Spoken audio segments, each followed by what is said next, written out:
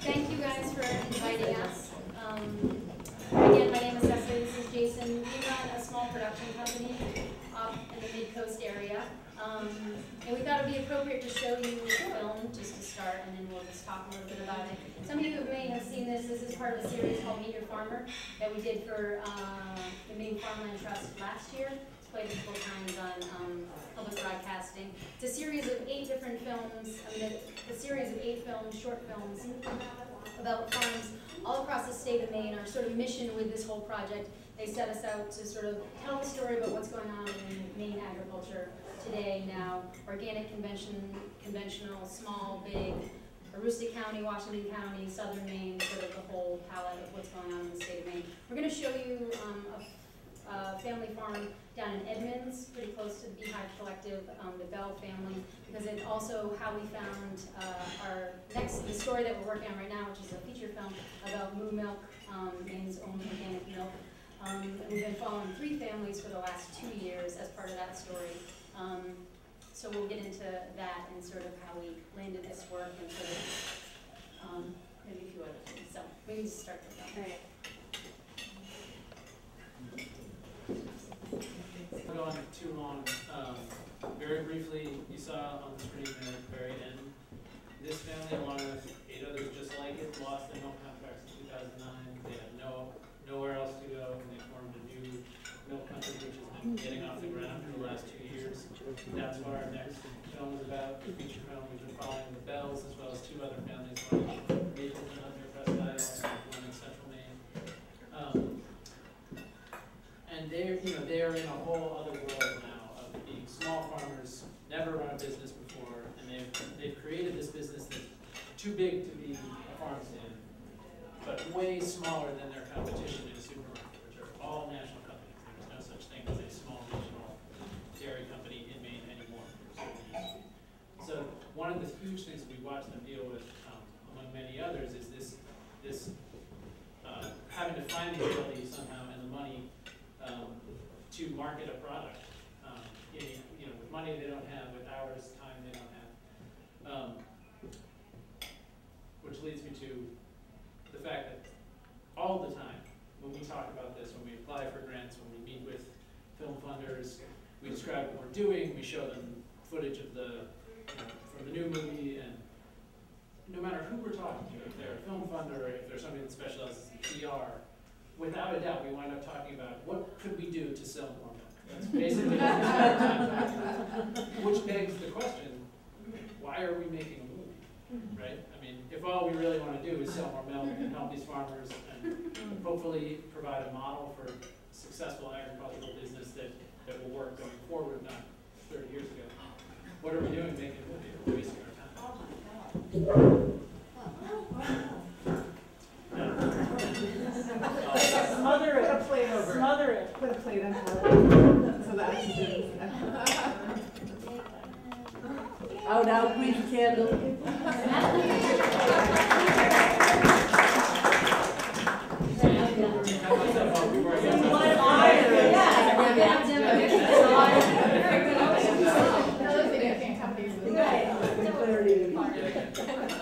Well, the answer to that question.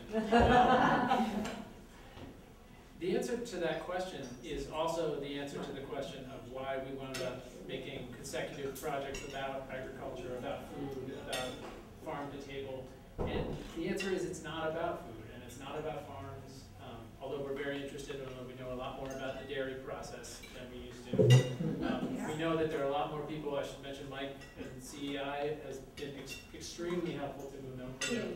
You thought there was going to be one project that hadn't been helped by CEI, but we're not in it. And we've learned so much about this world, but the bottom line is we got interested in this project because we went to this farm and found these interesting people. And we loved them. They became our friends. We wanted to see them succeed.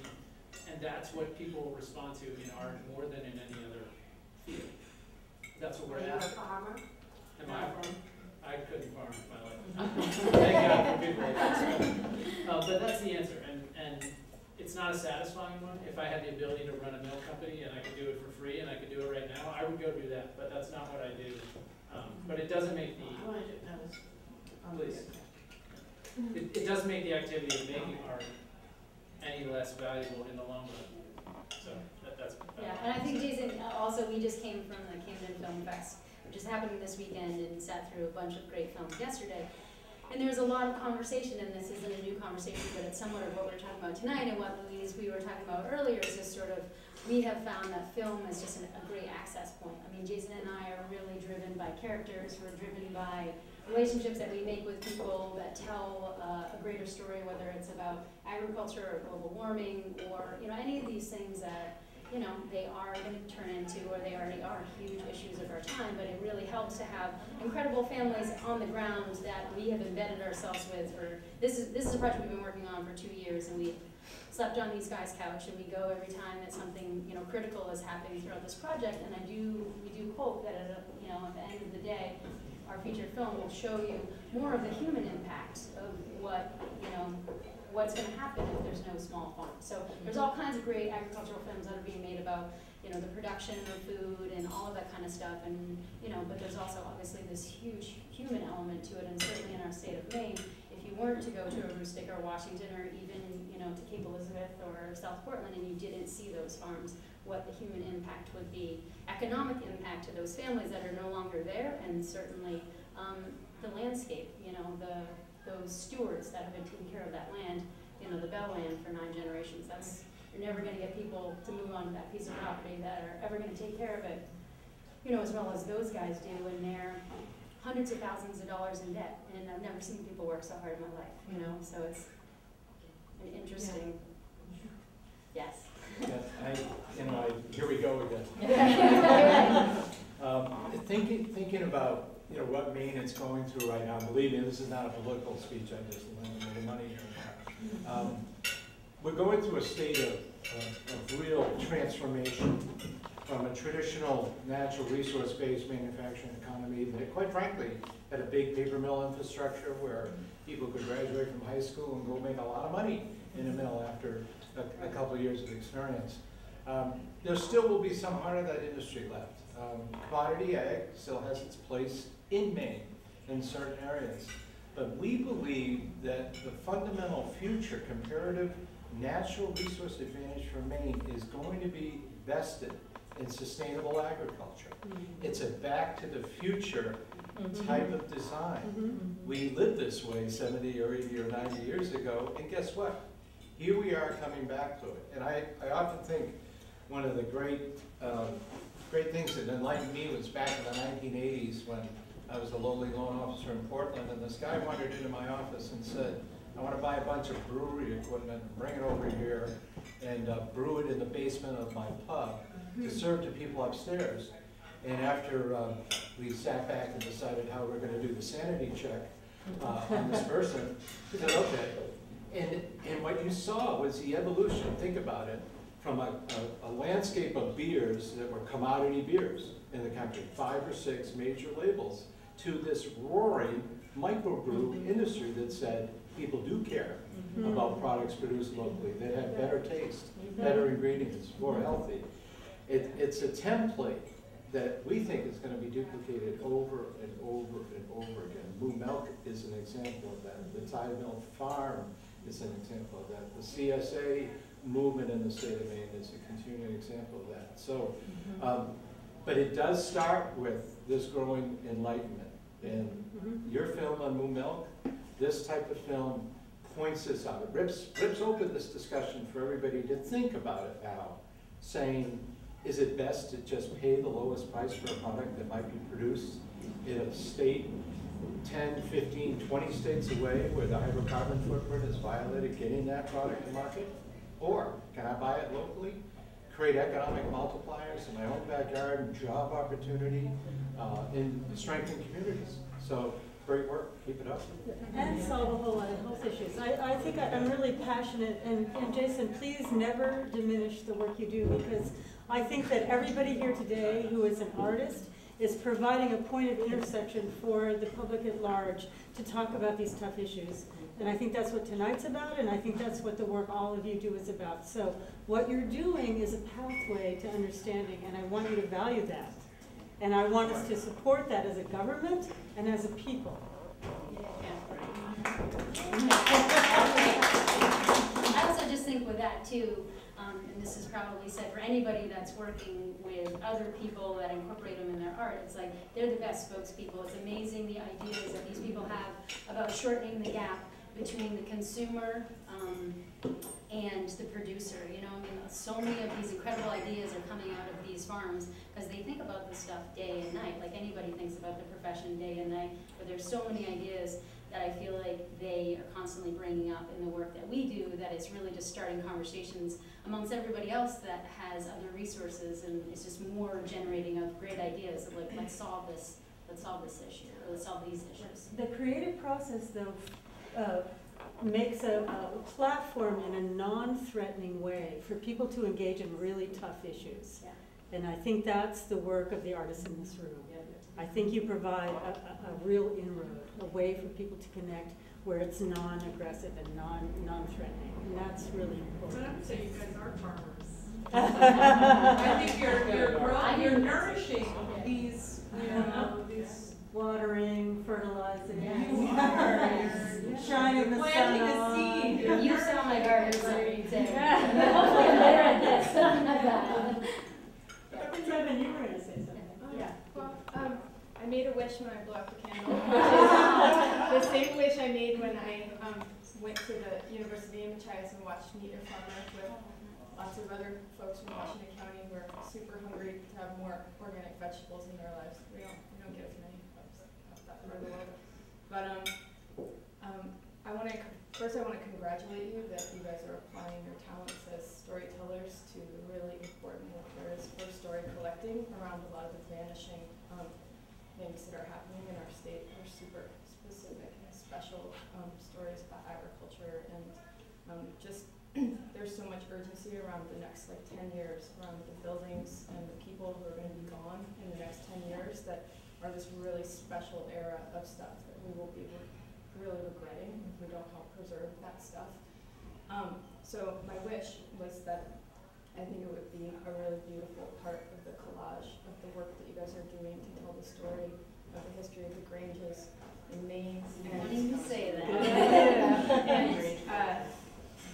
And the seeds are all right there of people starting to remember what the buildings were for, and I'm hearing murmurings around people trying to reactivate their Granges for community kitchens and food distribution, and I think it's super important, and I would love it if you guys could do a good job. We should talk, because that has been a 10-year obsession of mine. I'm from a town where the Grange still exists, and Y'all it's got the definitely. superpowers Yeah, to we'll make it we'll- sexy yeah. to save your Grange. Totally. No, I'm all about it. No, I'm all about it. Thank you. You're next. Or one of you. As you were talking, I think one of the things that was particularly poignant for me was your love of the art form of filmmaking, and that art form wasn't diminished by serving to shine a brilliant light on the life of the Bells and a piece of the history of Tidewater, the Kings, it's a Kings Grant farm, that is always super remarkable, and that they're an anchor for people moving. I know a number of people, in fact, I stayed at our house last night, we're down at Common Ground Fair, who specifically moved out to that area because Tidewater is there. So it emboldens people, and it creates a sense of solidarity, and at the same time, you're practicing your art form at its really most exuberant in concert with the lives of these folks, and it's wonderful. We all know that Maine is the oldest state in America. That is, our population is the oldest population in America. Some of us represent that goal.